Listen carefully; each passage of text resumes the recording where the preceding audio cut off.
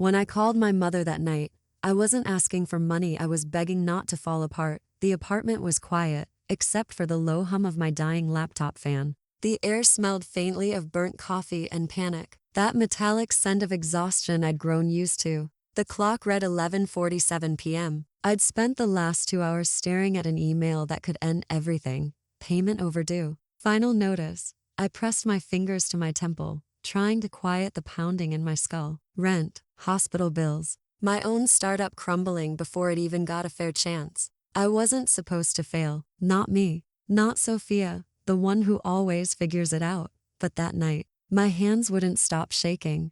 I scrolled through my contacts, hovering over one name, Mom. I hadn't called her in weeks, not since she accused me of being dramatic when I told her my partner left me. Still, I dialed. Hello? Her voice was smooth, distracted, like someone multitasking between kindness and boredom. Hey Mom, it's me.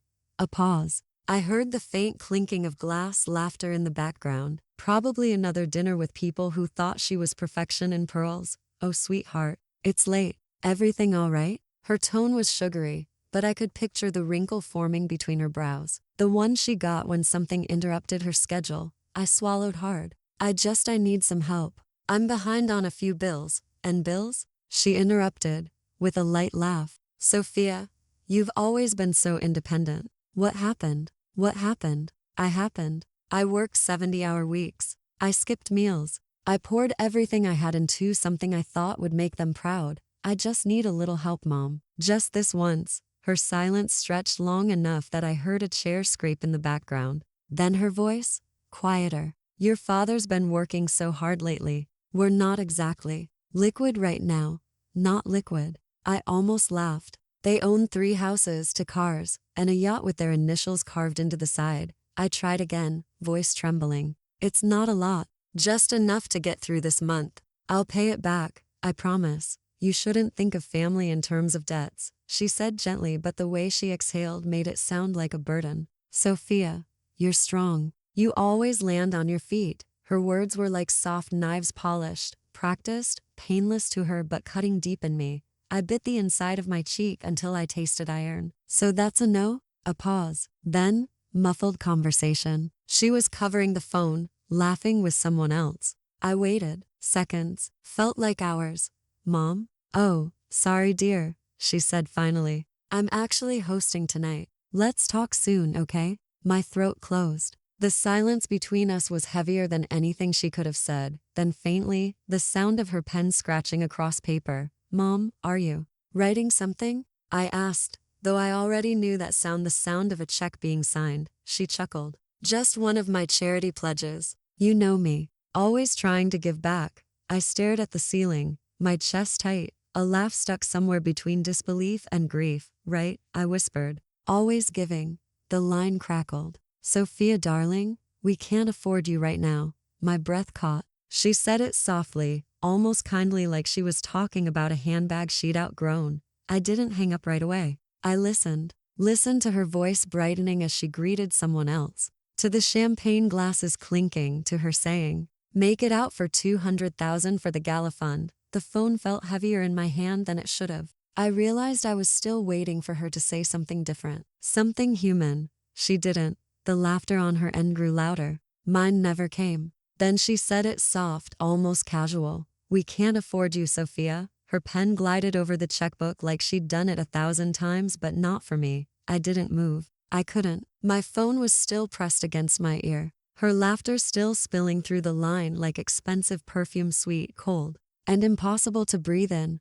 I could hear her tapping the pen against the table, once, twice. The faint rustle of paper followed. Then, that crisp scratch, the sound of ink buying virtue. Make it out to the Children's Gala Fund, she said, her tone dripping with pride. 200,000 should help them reach their goal. My jaw tightened. 200,000. The same woman who told me she couldn't spare a few thousand to keep my business alive, now giving away enough money to build a small company of her own. I wanted to hang up, but I didn't. The silence between her words told me more than her voice ever had. She sounded proud. That soft exhale after she signed, the way she said, done. Feels good to give. Something inside me cracked, not loudly, but like thin glass giving way under pressure. I was 8 the first time she used that voice. I'd drawn her a picture, a messy, crayon portrait of the two of us holding hands. She'd smiled politely, the kind of smile that doesn't reach the eyes, and said, "It's lovely, sweetheart." But next time, color inside the lines. That night, she donated it to the church art auction.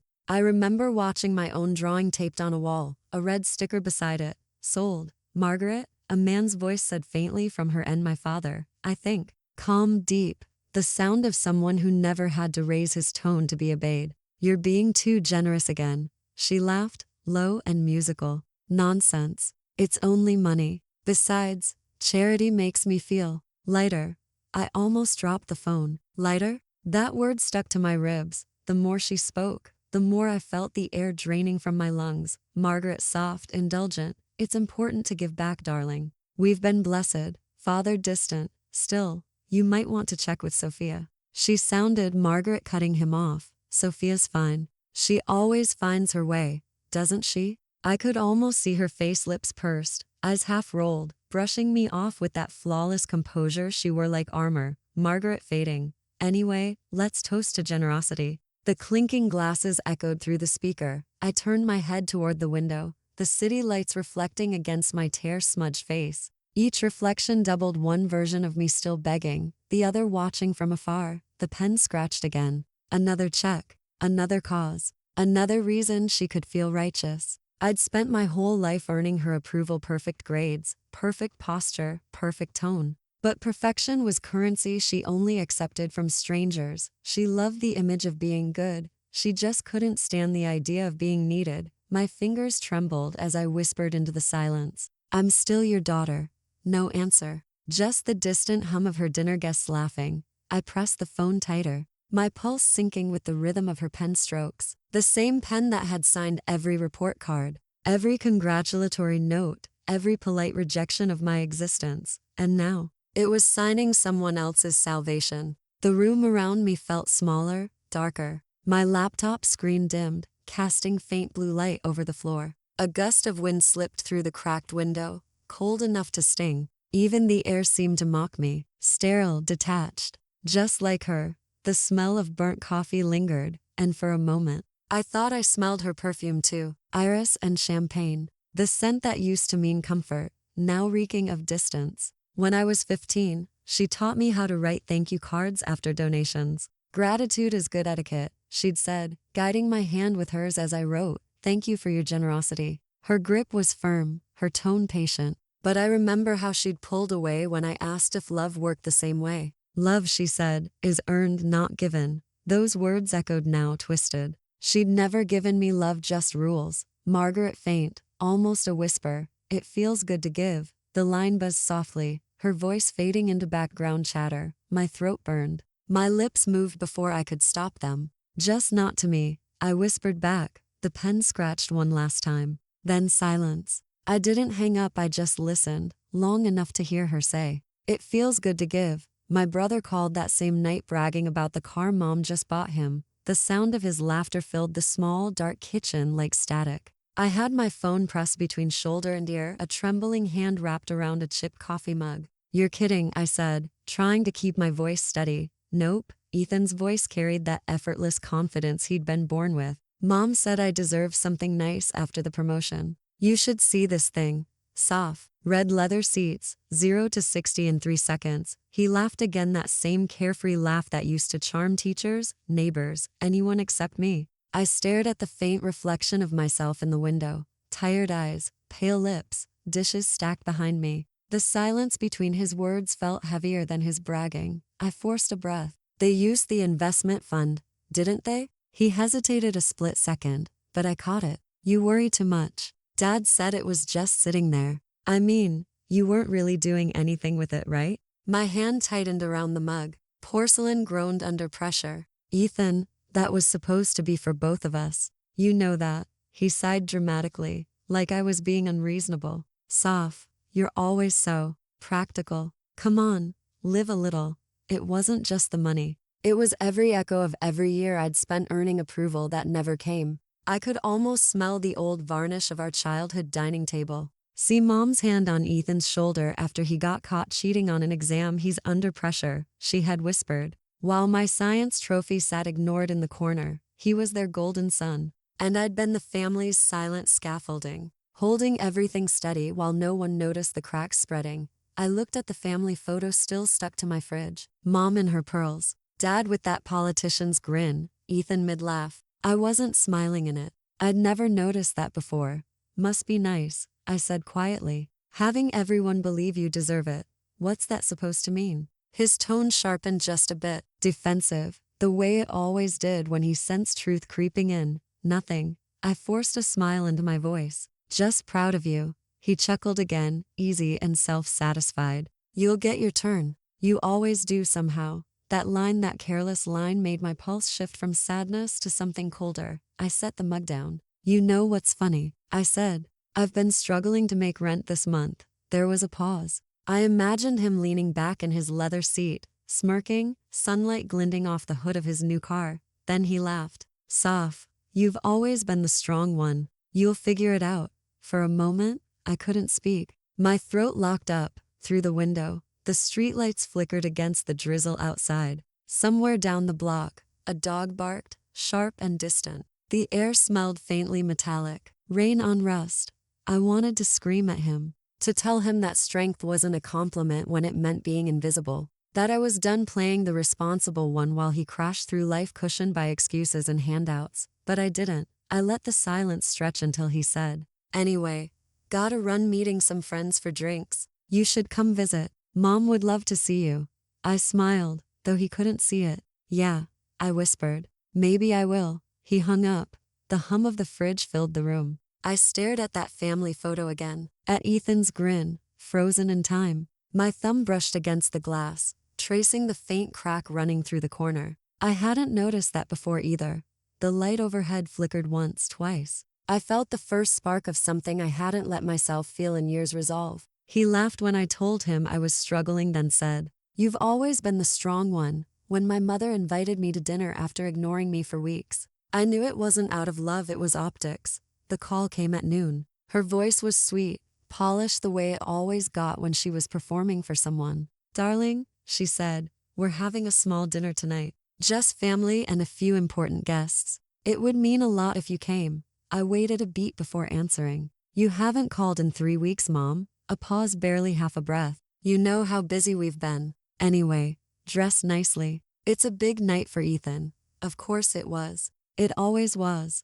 I looked at the photo, still magnetized to my fridge, the same one from before. My thumb brushed the crack, running through it. The fracture cut right across my smile. I almost laughed. Sure, I said. I'll be there.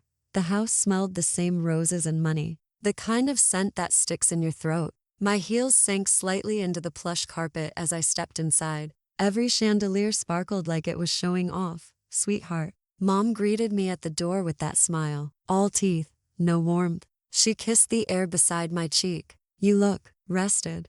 I noticed her diamond earrings before her eyes. Thanks. You look the same, I said. She laughed, brittle and practiced. Come on, everyone's waiting. In the dining room, Ethan was already holding court. His new suit looked expensive, tailored arrogance. Guests leaned in as he told stories about business wins, his hand wrapped around a glass of scotch like it was part of the performance. Dad stood near him, pride radiating off him like stage lights. When he saw me, he nodded once. No smile. Hey, Soph, Ethan said, flashing his perfect grin. Did you hear about the new contract I closed? Not yet, I said, taking a seat near the corner. But I'm sure I will. He laughed, missing the edge in my tone. You always underestimate me.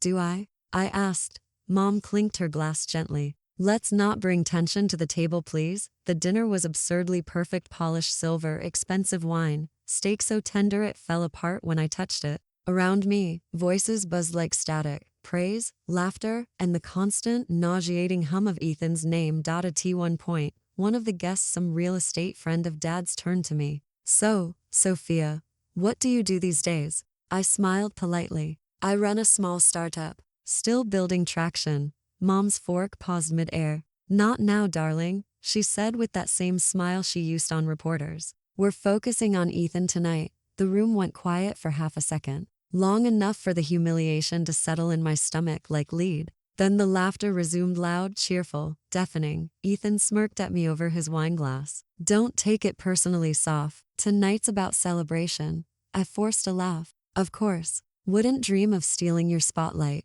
Inside, something cracked. Not loud, not dramatic, just the quiet internal sound of something finally breaking for good. I stared at my reflection in the silver cutlery, distorted, ghost-like. The chandelier's glow blurred at the edges of my vision. It wasn't grief anymore. It was clarity. I leaned back, pretending to listen as Ethan bragged about his self-made success. My eyes drifted to the family portrait hanging above the fireplace. The same image from my fridge, only larger, framed in gold dot in this version. The crack wasn't visible, but I knew it was there. Mom raised her glass. To Ethan, she said warmly. To his achievements and to family unity. Everyone echoed the toast. Except me, Dad added, smiling at Ethan like he'd hung the stars. To family, the ones who never disappoint. The words echoed in my head long after the laughter faded, the ones who never disappoint, and I realized, for the first time, that maybe they had never actually seen me at all. I didn't mean to drop the wine glass, but when it shattered, everyone finally looked at me. The sound was sharp enough to slice through the fake laughter that had been echoing around that table all evening. For a second, I thought maybe no one had heard it, but the silence that followed, thick, frozen, told me they all had. My hand trembled over the tablecloth, red wine blooming across the white linen like an open wound. I wanted to apologize, to make it small, but something inside me refused to move. Margaret's smile didn't falter, her lips stayed in that perfect hostess curve, but her eyes cut toward me like a knife drawn behind glass. Control yourself, she hissed under her breath, the words sugar-coated in public but poisoned underneath. Dad cleared his throat, forcing a laugh. No harm done, sweetheart, he said too loudly, as if he could bury the tension under volume. Just a little spill. Ethan leaned back in his chair, eyes glinting with that quiet satisfaction he never tried too hard to hide. You've always been expressive, he said, swirling his untouched wine. It's kind of your thing. I stared at him, my pulse slow, deliberate. At least I don't pretend to be something I'm not, I said quietly. The words slipped out before I could stop them. Margaret's hand froze halfway to her glass. The two guest Dad's business associates shifted uncomfortably in their seats, pretending to study their napkins. The chandelier's light fractured against the wine spill, scattering faint red reflections across the silverware. The air smelled faintly of roasted garlic and something burnt, maybe my restraint. Margaret pressed her napkin against the tablecloth with precise, mechanical motions. I could see the tension in her jaw, the faint twitch near her temple. Not now, darling, she murmured, the same rehearsed tone she'd used all my life. We'll talk later. I laughed softly. You mean when everyone's gone? When it's safe to pretend again? Her eyes snapped up. For the first time that evening, her smile cracked just slightly, but she caught it fast. Excuse me, I said, standing. My chair scraped against the polished floor, loud enough to sting their ears. I could feel the heat building behind my eyes, the kind that doesn't lead to tears but to something colder, clarity. The glass wasn't what broke tonight. It was the illusion, the performance, the idea that if I stayed quiet long enough, they'd see me. They never did. I walked toward the back door, every step dragging a piece of my composure with it. My reflection in the glass door looked strange, someone holding in too much for too long. Outside, the night air bit into my skin, sharp and metallic. The hum of distant crickets felt mocking. Inside, their voices faded back into polite conversation, as if nothing had happened. For a few seconds, I just stood there, breathing. The stars were cold, indifferent witnesses. My hands smelled faintly of wine and copper, a mix of guilt and defiance. I remembered her voice from years ago, steady, elegant, final. Don't make scenes, Sophia. We don't air our mess where people can see it. Back then, I obeyed. Back then, I thought silence meant grace. Now, silence just meant complicity. I stared through the window. Ethan was laughing again, his hand resting on Dad's shoulder, that same performance they'd all perfected. Margaret leaned in close to one of the guests, laughing at something she didn't hear. None of them noticed I was gone. Not really. And for the first time, that didn't hurt, it burned differently. It felt liberating. They wanted perfection. I gave them a crack. Through the glass door, I could see a server rushing to clean the spill, dabbing the red stain until it faded to pink. That's what they always did, clean the evidence. Erase the discomfort, polish the lies, but tonight, I wasn't going to help them. Inside, I heard her voice again, calm, rehearsed, detached. Someone clean that up, and for the first time, I realized she wasn't talking about the wine. Mom's voice softened when she said, "Don't worry about the money, Ethan will take care of it someday." The way she said it sounded like comfort, but her tone, that sweet, airy softness, was the same one she used when ending arguments, when covering bruises, when deciding who mattered more. The dining room still smelled faintly of last night's wine, like bitterness left open to air. Ethan sat across from me, coffee cup in hand, pretending not to listen. I had come home for one conversation. Closure, I thought. Instead, I got an autopsy of loyalty. Take care of it? I asked quietly, eyes on her hands. They were folded too neatly, nails polished to perfection. You mean, he already owns everything, doesn't he? Margaret didn't look at me directly. That's not true, darling. We just made some adjustments. Sensible ones. Ethan's smirk twitched. It's not a big deal, Soph. You've got your own thing. You don't need my own thing. I cut in. You mean the job I worked for while you played heir to a fortune that wasn't even earned yet? Dad sighed. That deep managerial sigh that signaled the meeting was over before it began. Let's not make this emotional, he said. We divided things based on practicality. Practicality, I repeated, tasting the word like poison. And I'm impractical because I didn't play along? The room was too warm. The ceiling fan hummed lazily above us, moving the air just enough to make me aware of every second stretching between their sentences. Margaret reached for her cup. The faint clink of porcelain against saucer broke the silence like a small, controlled explosion. You've always been independent, she said gently. That's your strength. Ethan just needs more guidance. He's not like you. I laughed once, soft, without humor. So you reward dependence now? Ethan leaned back, arms folded. Don't twist it. You've never cared about this stuff anyway. Because I assumed family didn't have a price tag, I said. Dad's jaw tightened. You're overreacting. No, I said slowly, my voice trembling just enough to feel real. I'm finally reacting. There it was, the script they'd all rehearsed for years. The same performance. Mom's gentle pity, Dad's rational tone, Ethan's careless superiority, and me, the miscast daughter, expected to smile through the erasure. But tonight, their calm felt thinner, fragile. Every word from them sounded rehearsed, and every breath I took made the truth clearer. This wasn't family. It was business, and I was the loss they wrote off. Outside, the evening light flickered through the blinds, slicing the room into bars of gold and shadow.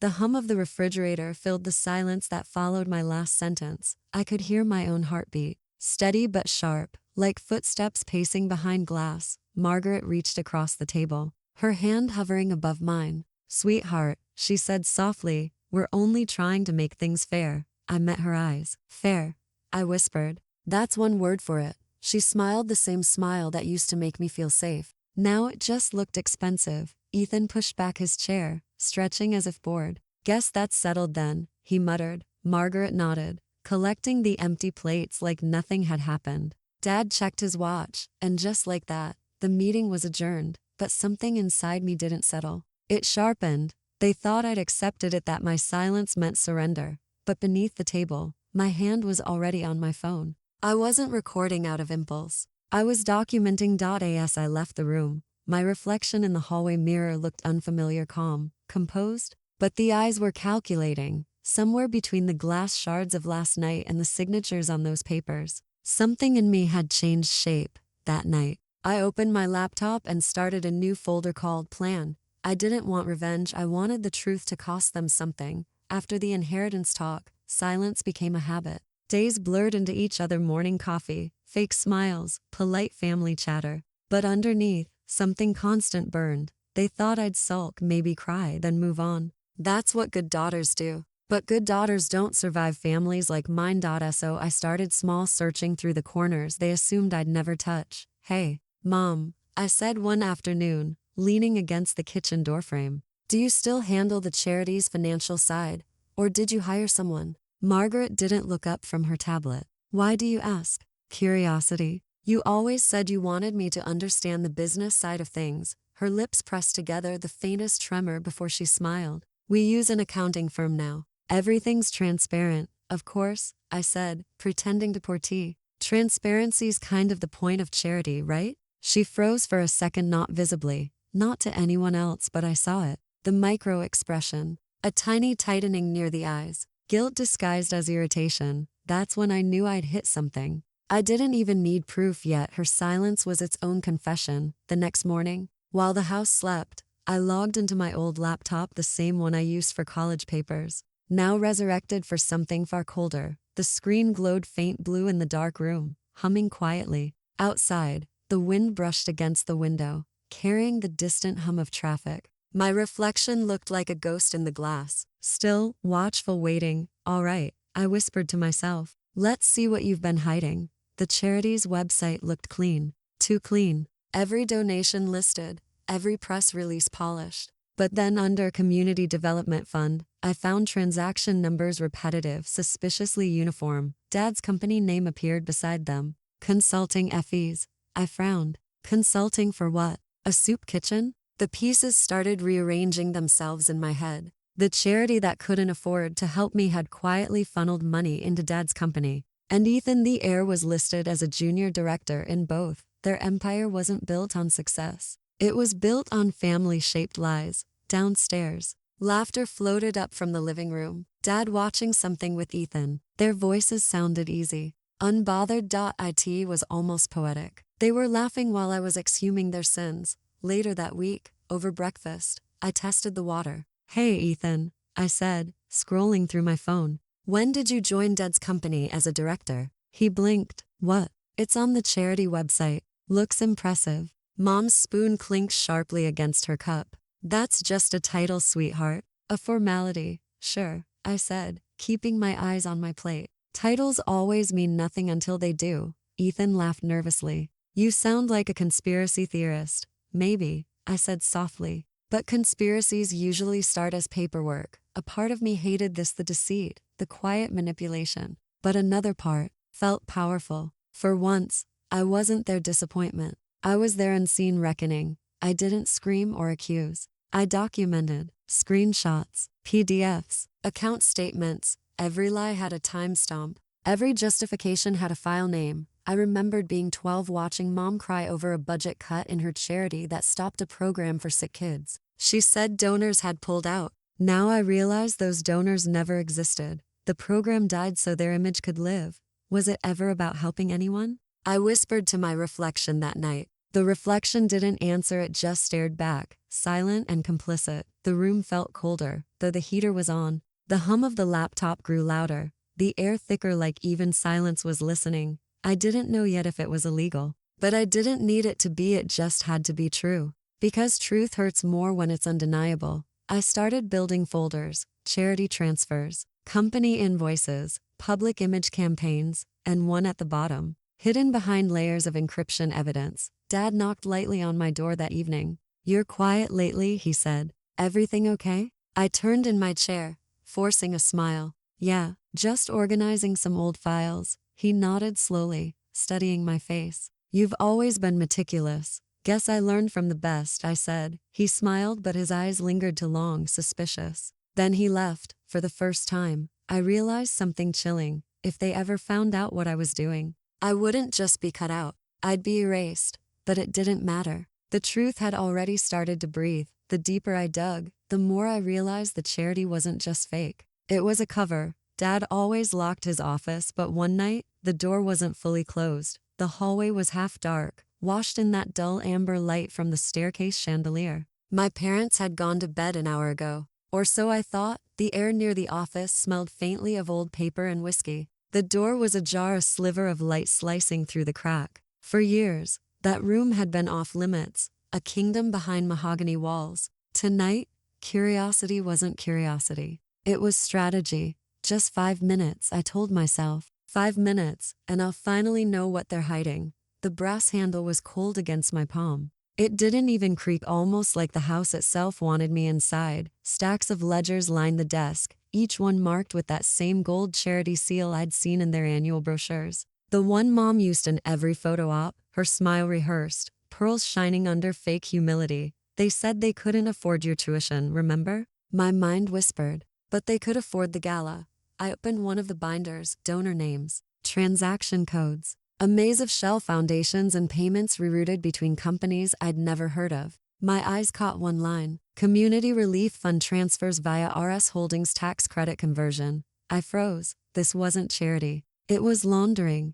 A sound broke the silence. The faint tick of Dad's antique clock on the shelf. I remembered how he used to scold me for touching it when I was little. That same sound now felt like a countdown. I took out my phone, my fingers trembling but steady enough to swipe the camera. Each click echoed too loud in the stillness. I muted it, then continued. Keep breathing. I muttered under my breath. You're not stealing. You're collecting evidence. Pages rustled as I flipped through, faster now. Photos of smiling donors. Memorandums signed by Mom's charity board. And then one letterhead stopped me cold. Charitable reallocation agreement approved by D.A. Hamilton. D.A. Hamilton. Dad. I leaned closer. His signature wasn't forged. It was deliberate, bold, proud. My throat felt tight, the air heavier than before. A memory flashed: Dad laughing during dinner saying, "Honesty is the best currency." How easily he'd sold that lie. Footsteps creaked overhead. I froze. The clock ticked louder. A whisper of wind brushed through the open window, carrying the smell of rain and something metallic, like ink drying on guilt. I grabbed the last ledger. This one was different, thinner, with leather binding and a golden thread along the spine. Inside were handwritten notes, dates, offshore transfers, initials. And at the bottom of one page, circled in red-ish, confidential payment, my initials. For a second, the room tilted. They hadn't just stolen from strangers. They'd used me, my name, my identity, as part of their fake transactions. I staggered back, heart pounding quietly against my ribs. My reflection glinted in the office window, pale, sharp, furious. The same cold focus I used to see in Dad when he was about to win a negotiation. Now it was mine. So that's what family means to you, I said softly, half to the shadows, half to myself. You built your empire with my name and called it love, a distant thump, the kind you feel before you hear. Then another. Footsteps on the stairs, slow, heavy, measured. I shoved my phone into my pocket, closed the ledger, halfway, and moved toward the door. Too late. The clock clicked once more, sharper this time, just as the office light flicked on behind me. And then I heard Dad's voice, calm, low, almost amused. Couldn't sleep, sweetheart? You weren't supposed to see that, Sophia. His voice cut through the silence like glass splitting. I didn't turn around right away. My fingers were still on the edge of the ledger, half open, the paper trembling ever so slightly. Not from fear, but from restraint. The clock ticked once, then again. Each second sounded louder than my heartbeat. When I finally faced him, Dad stood in the doorway, barefoot, casual, almost tender. His robe hung open at the collar, revealing the calm posture of a man who knew how to control every room he entered. Except this one. Dad, I said quietly, you've been using my name. He smiled, small, polite, practiced. Using? That's a harsh word, sweetheart. Families help each other. His tone was soft, but the muscle in his jaw flickered. I noticed it, that tiny betrayal of composure. He stepped forward, hand brushing the edge of the desk like he was inspecting damage after a storm. Where did you find that? He asked, though we both knew the answer. I didn't respond. The light from the lamp drew a sharp shadow across his face. One half calm, one half cold. He sighed. You've misunderstood everything. These ledgers are complicated. It's not what it looks like. I stayed silent. The silence unnerved him more than anger ever could. For years, I'd believed silence was loyalty, that if I didn't question him, I was being a good daughter. But now, standing there in his office, surrounded by proof of his corruption, I realized silence was the only thing keeping his empire standing. Sit down, he said finally, gesturing to the chair across from him. I didn't move. His tone hardened. Sophia, sit. I obeyed, not because I feared him, but because I wanted to watch how he justified betrayal. You think I'm the villain, he began, pacing slowly behind the desk. But you have no idea what it takes to protect this family, to keep everything together. You mean to keep the money flowing? I said. He chuckled, low and humorless. You've always had your mother's temper. That's not temper, I said. That's disgust. The smile faltered. He stopped pacing, turned, and leaned on the desk. His eyes caught mine, steady, probing, rehearsed. Do you have any idea what happens if this gets out? He said softly. Everything we built gone. The charity, the contracts, your reputation. My reputation? I repeated. You already used it to hide your crimes. The silence stretched again. He adjusted his cuff, pretending to smooth the fabric. His old tell. Every lie began with that movement. The air smelled faintly of whiskey and cedar. The same cologne he'd worn the night I graduated, the night he told me I'd make the family proud. I know you're angry, he said, but think about your mother, your brother. If you go through with whatever you're planning, you'll destroy them. I'm not the one who destroyed anything. He smiled again, softer now, almost pitying. Sweetheart, truth doesn't protect people. It ruins them. His words hit the part of me that still wanted to believe him. Because no matter how old I got, a small voice in my head still said, don't disappoint him. Don't make a scene. But another voice, colder, clearer, whispered, this is how he keeps you quiet. Dad, I said, my voice steady. You've been lying my whole life. About the business. About Mom. About me. He tilted his head slightly, another tell. Calculating. That's not lying, he said. That's protecting you. You call this protection? I gestured to the ledgers. You forged donations under my name. And who do you think paid your college tuition? The mortgage on your apartment? His tone sharpened. You've benefited from everything I've done, Sophia. You owe this family your silence. That last line landed like a verdict. Not shouted, whispered, measured, final, absolute. The clock ticked once more, louder than before. A gust of wind slipped through the half-open window, fluttering the corner of the ledger. The golden seal on the page caught the light, glowing briefly like a warning. And for the first time, I didn't flinch. Because now I understood, he wasn't protecting the family. He was protecting the lie that built it. He ended the conversation with a whisper, you owe us your silence. For once, I didn't delete the voicemail. I don't even remember hitting play, just the sound of my mother's voice sliding through the speaker. Smooth as glass and twice as cold. We can't let her know yet, she said. She's too emotional. She'll ruin everything. She was talking about me. My thumb froze above the screen. For a second, I thought I misheard, but then came my father's low chuckle. The one he used when he wanted to sound calm but was barely holding it together. She won't find out. Sophia's always been predictable. Predictable. That word hit harder than any slap. I replayed it 3 times, each loop stripping away the last bit of denial I had left. The way he sighed between sentences like I was just another problem to manage made my stomach twist. That night, I decided to start recording everything. The first one was an accident. I left my phone on the kitchen counter while pretending to scroll. They thought I'd gone upstairs. We'll move the money next week, Dad said. As long as she keeps believing it's for her college fund, she won't ask questions. Mom's voice dropped lower. She'll ask eventually. You know her. She doesn't let go. Then we'll make her, he snapped. I had to bite my lip to stop from breathing too loud. The air conditioner hummed like it was nervous too. When I listened back later, my hands shook so hard the phone almost fell from my lap. Every word sounded surgical, rehearsed. 2 people dissecting me like I wasn't even human. By the third recording, I wasn't afraid anymore. I was angry. Cold, clear anger. Every tap of the red record button felt like reclaiming oxygen. They lied. I collected truth. Each night, I labeled the files: kitchen, Thursday. Office call, Sunday. Driveway, Monday. It became a ritual. But the truth wasn't just ugly. It was intelligent, calculated. They weren't just hiding money. They were hiding things about me. She doesn't remember much from that night, Mom whispered once. Good, Dad said. Let's keep it that way. That line burned itself into my skull. That night, what night? I started pushing further, syncing the recordings to my laptop, amplifying background voices, isolating muffled names. One of them was Evan's, my brother. He'd moved out 2 years ago after a fight. Now, I heard Dad mention his name like a ghost they'd buried. If Evan talks, we're done, he said. He won't, Mom replied. He's terrified of her finding out.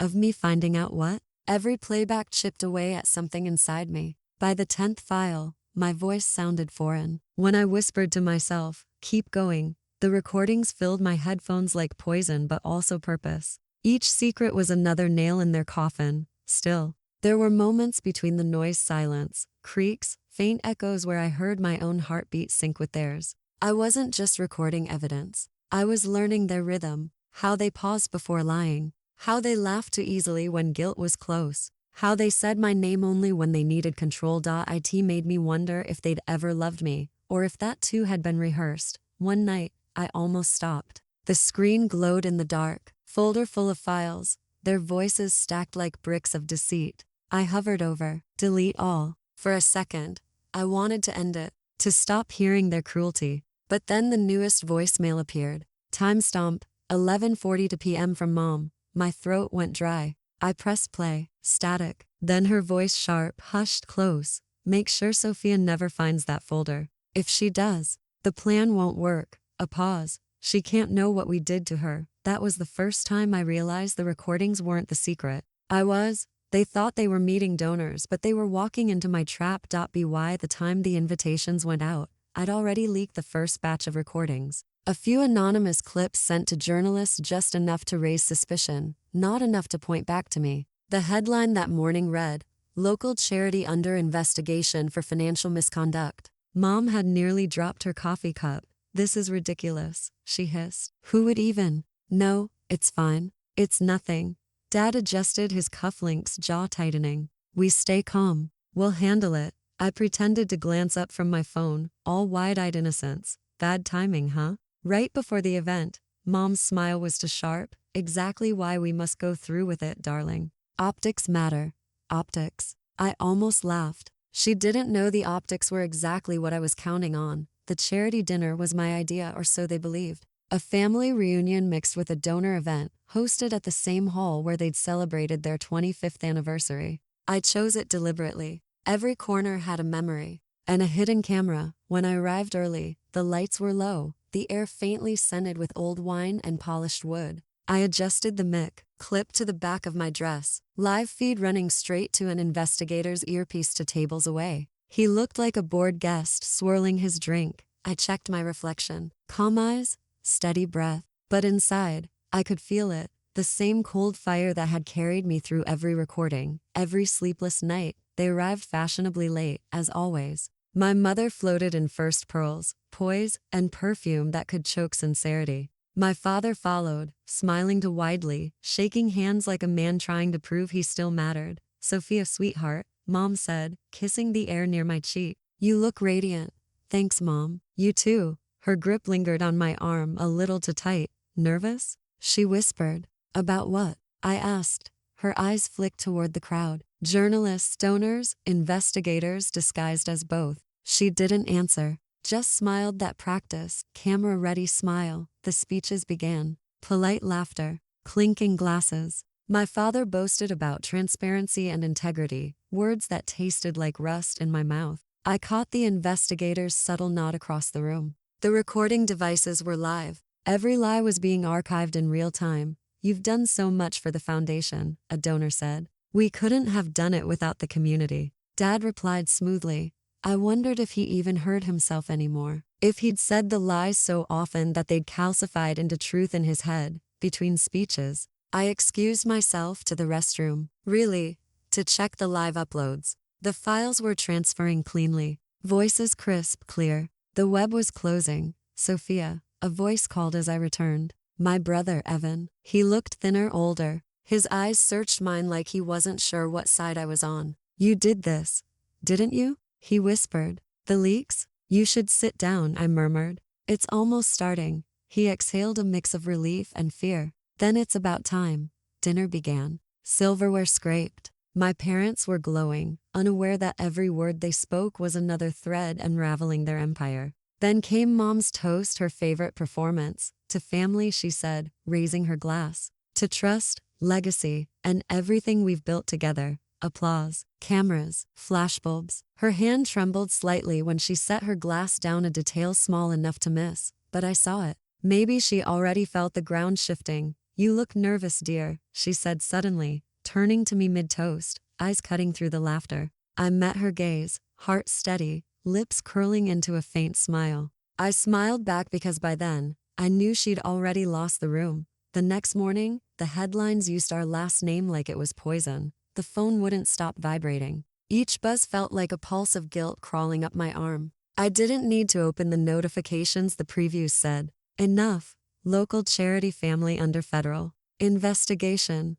The hollow legacy of the Markhams." Daughter's event exposes decade of fraud. My parents' names were everywhere. So was mine. Mom's voice pierced the house like glass shattering on marble. Henry, they're using my photo. Who sent this? Who recorded those clips? Calm down, Dad growled. It's just speculation. I could hear him pacing short, uneven steps, his tell when he was cornered. Speculation? She snapped. Our accounts are frozen, Henry. The donors are backing out, everything's shut up. His voice cracked. The sound didn't even sound human anymore. I stayed in my room, door locked, laptop glowing like a confession booth. News anchors replayed sound bites, their voices crisp, undeniable. Every lie, every whispered scheme. I watched them, not as my parents, but as strangers unraveling in real time. Inside, I expected triumph. Instead, there was only static. My reflection on the screen looked detached, almost alien, like I'd already drifted past revenge and was watching the aftermath from somewhere colder. All the nights I'd spent recording, labeling, planning it led here. And yet, I didn't feel victorious. I just felt empty.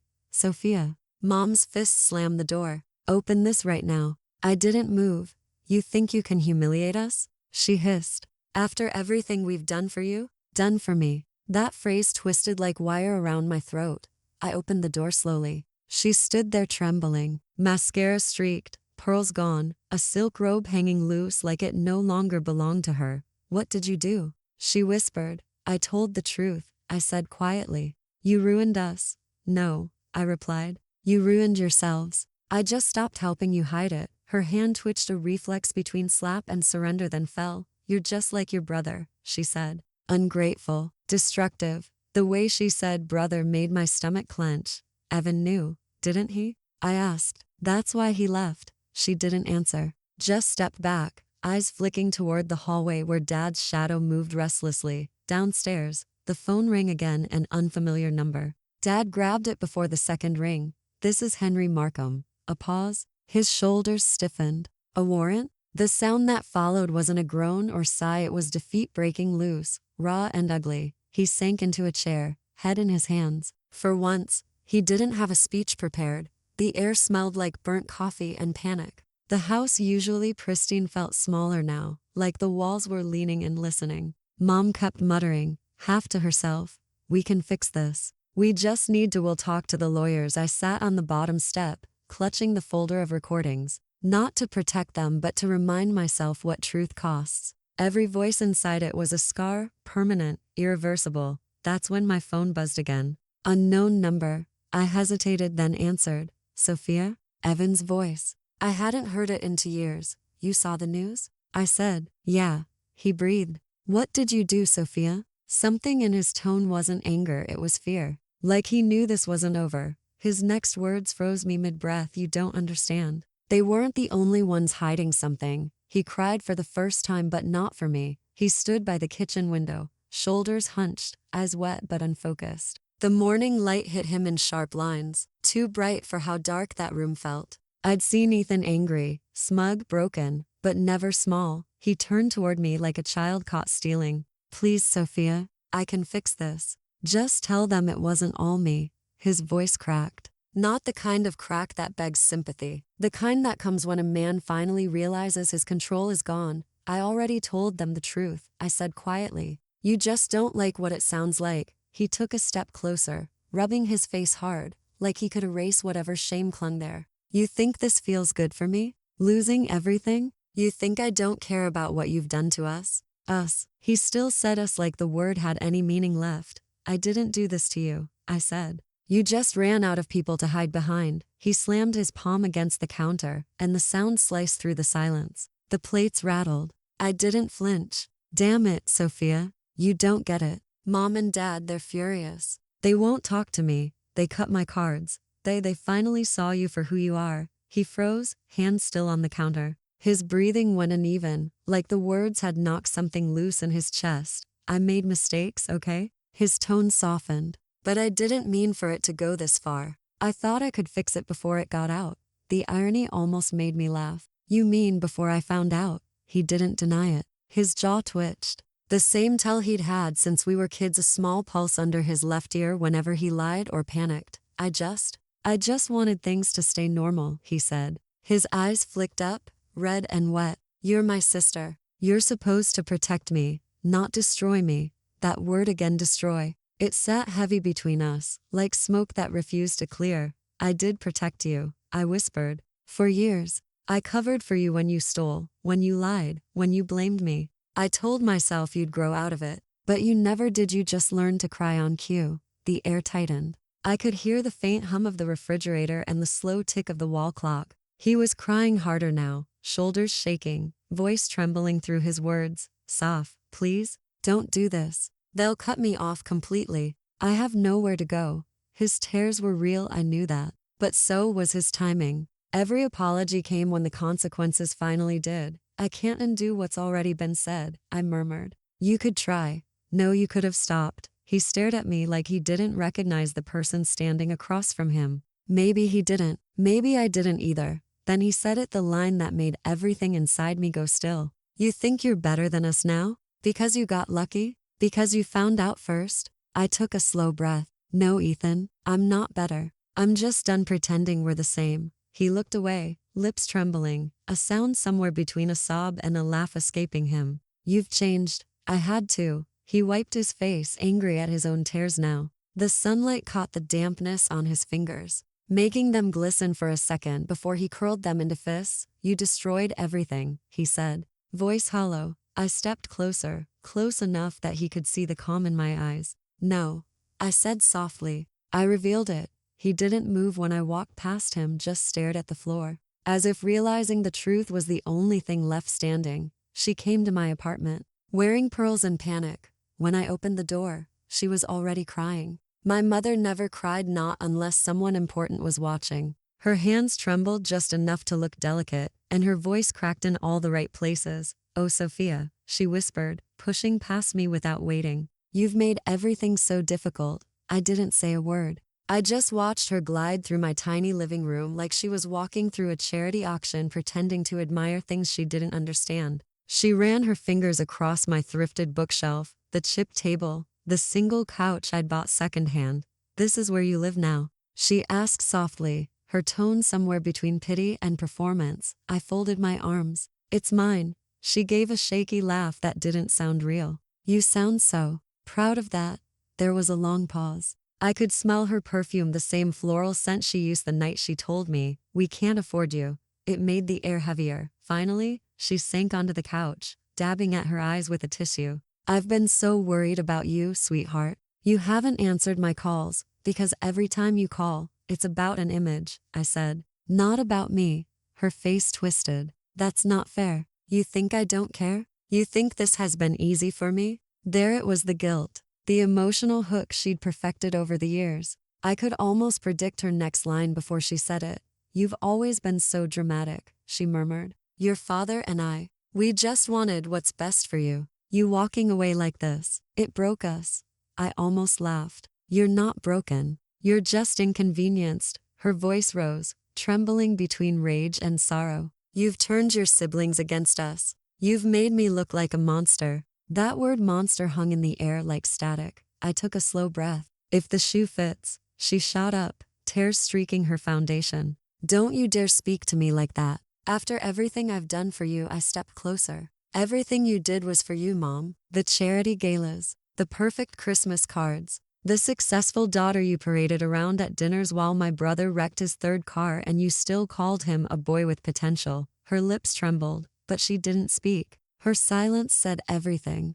Then she tried one last time. The ultimate performance. Her hand reached for mine, soft, desperate. I just want my family back, she whispered. Can't we fix this? Can't we be what we were? I pulled my hand away. What we were was a lie. For a moment, her eyes hardened just to flash the real her breaking through the mask. Then, just as quickly, she smiled again, broken but deliberate. You'll regret this one day, Sophia. When you have children of your own, you'll understand. I didn't flinch. I already understand. That's why I'll never be like you. She stood, smoothed her coat, and adjusted her pearls as if this had been a business meeting gone wrong. Then she walked to the door without another word. The sound of her heels faded down the hallway. I exhaled, but something glinted on the couch, a tiny black object beside her tissue. Her perfume still hung in the air, cloying and artificial. I picked up the object. A voice recorder. The red light was still blinking. She left her perfume behind.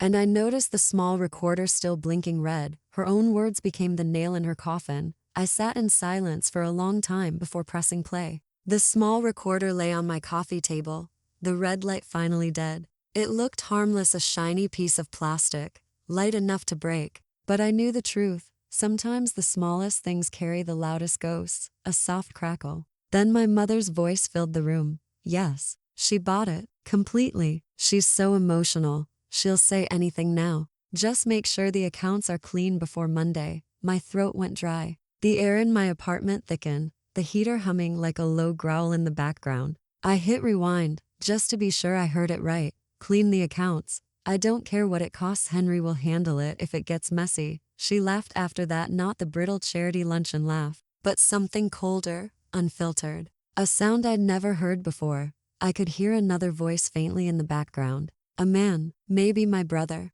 maybe someone hired to fix things. My stomach twisted. So this wasn't about family. It was business. Always business. I leaned back against the couch, staring at the ceiling. My fingers itched to throw the recorder out the window, to erase the sound of her pretending to care. But instead, I listened again. Every word, every sigh, every fragment that stripped away the illusion of motherhood. The realization hit me like ice. This wasn't just betrayal, it was evidence. I grabbed my phone and called Jenna, my old college friend, now an auditor at a mid-tier investigative firm. When she answered, her voice was half asleep. Sophia, it's midnight. I need you to listen to something, I said quietly. Right now. She paused. Is it bad? It's proof. I played a short clip through the speaker. There was a long silence on the line, then a sharp inhale. Oh my God, Jenna whispered. That's your mom? Yeah. Who's she talking to? I don't know, but it sounds like she's covering something, probably one of Dad's accounts. Her voice steadied, professional now. Don't do anything rash. Bring it to me tomorrow. We'll handle it properly. Her calm tone should have comforted me, but it didn't. I didn't feel comfort. I didn't feel power. I felt hollow, like revenge had burned everything else inside me first. When the call ended, I sat there in the dark. The refrigerator clicked. Pipes groaned somewhere in the wall. For the first time, my apartment felt alive. Watching me, waiting. By noon the next day, Jenna had the recorder. Her firm traced the transactions within hours. Clean the accounts wasn't metaphorical. Margaret had diverted funds from her own foundation into offshore holdings. Millions under charity names. She'd used my brother's identity for the dummy accounts. And her voice on that recording? Incriminating enough to shred their social empire in a heartbeat. I didn't feel joy. I didn't even feel anger. Just relief. Relief that the truth would finally live somewhere outside my body. 2 weeks later, headlines broke. Local philanthropist under investigation for financial misconduct. Sources close to Margaret A. Reynolds deny allegations. The photo attached was one I'd taken, her smiling, pearls shining, hand on my shoulder. They cropped me out, people whispered. Her friends vanished overnight. Dad went quiet. My brother stopped answering calls. And me? I stayed still. Because vengeance, when it finally comes, doesn't roar. It whispers and then it leaves you alone with the silence. That night, I poured a glass of water and opened my laptop. For the first time in months, I thought maybe I could sleep. Then my screen lit up. A new email. Sender. Block subject. You've gone too far. No body text. Just a single attachment, a file named IMGO 3 to 7. Move. The glass slipped from my hand, shattering on the floor. My pulse thundered. My cursor hovered over the file, but I didn't click, because deep down, I already knew whose voice I'd hear next. That night, I got an email from a blocked address, subject line, "You've gone too far." It wasn't anonymous. I knew that writing anywhere. The note lay on my doormat like a snake, folded twice, no envelope. My name wasn't on it, but the handwriting, those sharp, deliberate strokes, belonged to one person, Father. The apartment was silent except for the faint hum of the refrigerator. Even that sounded louder than usual. I didn't pick up the note right away. Instead, I checked the lock, still intact, and the peephole, empty hallway, stillness heavy as dust. Finally, I crouched and unfolded it. You're playing a dangerous game, Sophia. Stop before you end up like your mother. The handwriting slanted slightly to the right, the ink smudged in one corner. That detail, the smudge, was what gave him away. My father always touched the paper before the ink dried. Habit or arrogance? I never knew which. I read it twice. Then I placed it on the table and called Aaron. Someone was here, I said. My voice came out flat, steady. Wait, what do you mean someone? They left a message. Her voice tightened. Should I call the police? I almost laughed. And tell them what? That my father still thinks intimidation is parenting? There was a silence on the line. Then quietly, you sound different. I am. The words surprised me more than they did her. I hung up and scanned the apartment again, door, window, vents. I wasn't scared this time. I was cataloging details like evidence. Whoever entered hadn't taken anything. No drawers disturbed. No footprints on the balcony. Just the letter. I walked to the window. The street below was half lit by a dying street lamp. Someone had turned the bulb recently. The angle was off, casting my window in full view. Perfect surveillance position. The air smelled faintly of metal and cigarette smoke, familiar, intrusive. He'd been here. My phone buzzed. Unknown number.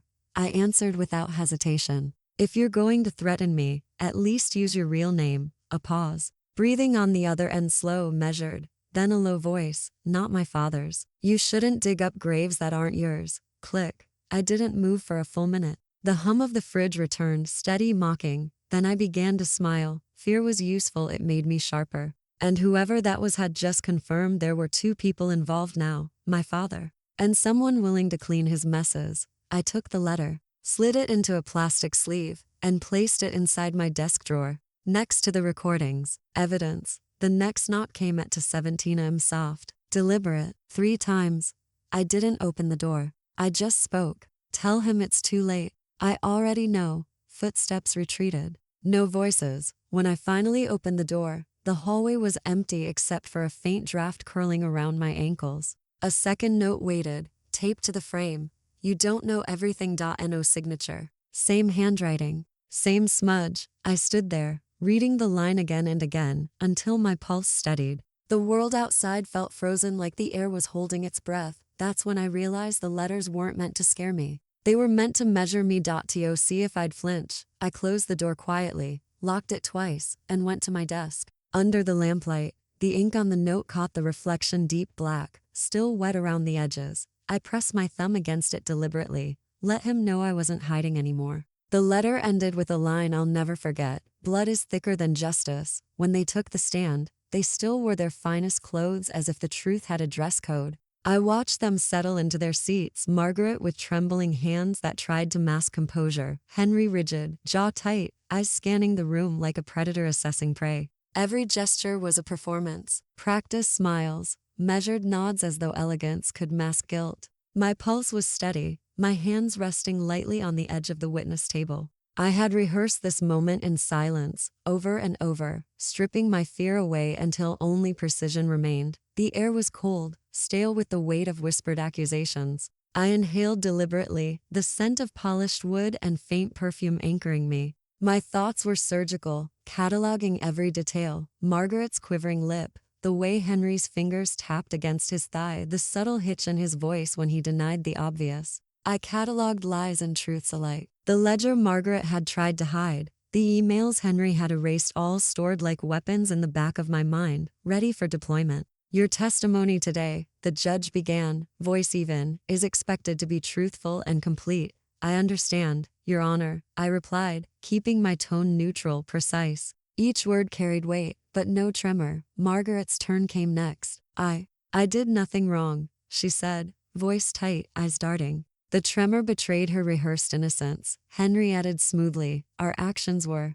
entirely above board. Every decision made was in good faith. His smile was thin, forced, like a blade wrapped in silk. I spoke last. I can confirm, without reservation, that both Margaret and Henry were fully aware of every irregularity and actively participated in concealing it. I have documents, recordings, and first-hand knowledge of their instructions to mislead stakeholders. A quiet ripple passed through the courtroom, not shock, not admiration, just a brittle acknowledgement of the cold truth. The wooden floorboards creaked beneath shoes. The air smelled faintly of polished mahogany and old paper. Light streamed in through narrow windows, casting long shadows across faces that had once felt untouchable. The room seemed smaller with every passing second, pressing against me, yet I remained immovable, a calm observer of their unraveling. I stepped down from the stand, muscles finally unclenching, thinking it was over, until I saw the man waiting by my car.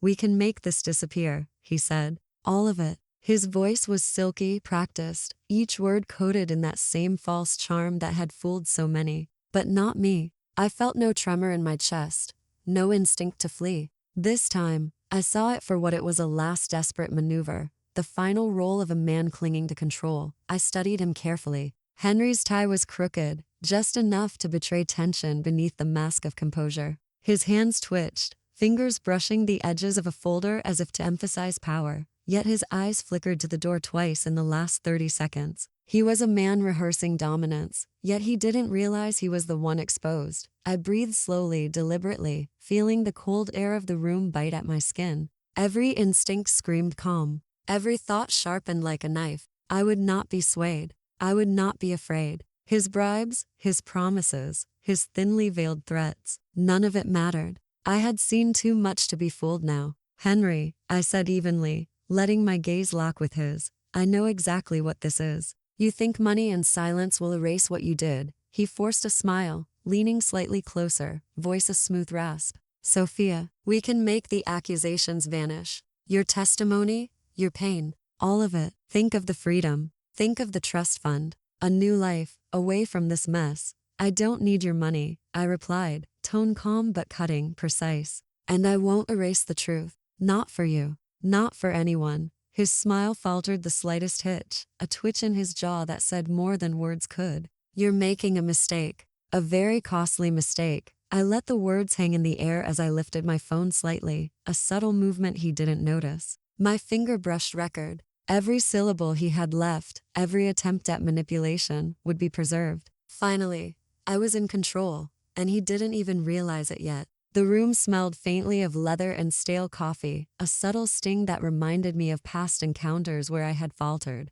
A single light flickered above us, shadows dancing across his tense features. My hand was steady on the smooth surface of the desk, the cold weight of the phone grounding me. Silence filled the gaps between his words, heavy, almost oppressive, yet I felt nothing but clarity. He realized too late that the phone in my hand was still recording. They built an empire on lies and watched it collapse in front of my eyes. I sat frozen in the courtroom, the sterile air sharp in my lungs, the fluorescent lights reflecting off polished surfaces, and my own clenched fists. Every second felt stretched, taut with anticipation. The recordings I had secretly made Henry's last pathetic attempt at control were now being played, every word, every inflection exposed. I watched their faces. Margaret's lips trembled, her mascara streaked like black rivers down pale cheeks. Henry tried to hold his composure, jaw tight, eyes darting like a cornered animal, but the cracks were undeniable. For the first time, I understood what true powerlessness looked like. Not in me and them. I felt a strange detachment, as if I were observing from the edge of the room, floating above the chaos. There was no glee, no satisfaction. Only a quiet emptiness that carried the weight of years spent calculating, waiting, and surviving. This wasn't revenge in the flamboyant, cinematic sense. It was simple, cold justice, and it felt cleansing. I remembered the nights I had lain awake, heart hammering, questioning whether exposing them would be worth the solitude, the risk, the moral cost. And now, as they slumped, broken and exposed, I felt the strange comfort of finality. The judge's gavel hit the wood. "Henry and Margaret, you are hereby sentenced to the maximum terms allowed by law. Restitution will follow," Henry whispered sharply, voice low and trembling. "Sophia, this isn't over." I kept my gaze steady. "It's over for you," I said softly, the words almost drowned by the rustle of papers and murmurs in the courtroom. Margaret's voice cracked, almost a plea. "We did everything for you. For the family. For the lies," I corrected, tone neutral, almost cold. "Nothing else matters anymore." A shiver ran down Henry's spine, visible in the twitch of his shoulder. I imagined the fear racing behind his eyes, the sudden realization that all the walls he built to protect himself had crumbled. The courtroom smelled of polished wood and faint disinfectant, a sterile echo of the corruption it had once shielded. Sunlight streamed through tall windows, dust motes floating in the golden beams, like fragments of truth made visible. My fingers lingered on the edges of the recording device in my coat pocket, cool and reassuring against my skin. The soft murmur of the gathered few, the distant hum of air conditioning, the scrape of chairs all sounded impossibly loud, each detail magnified in the suspended tension. Outside, the world continued unaware, as if the collapse of an empire could exist only in this confined, silent universe, where truth finally had its hour. I realized then that I felt nothing for them, neither victory nor glee, just a quiet, cleansing emptiness. Then came the final envelope. No return address, just her handwriting scrawled across the front, chilling in its simplicity. "You think you've won," it began. I stared at the envelope on my kitchen table, the stark white paper seeming almost radioactive in the muted afternoon light. My fingers hovered over the seal, hesitant, because some instincts whispered that reading it would change something. Maybe not in the world, but in me. A slow, calculated dread unfurled in my chest. Every fiber of my being wanted to ignore it, toss it into the trash, and pretend the past was safely locked behind the courtroom doors. But curiosity, the same dangerous curiosity that had kept me alive through all those years, demanded I see what she had written. I sliced it open with a careful flick, as though the paper itself might bite. Her handwriting sprawled across the page, familiar and venomous, each loop and curve a ghost of the woman who had tormented my life.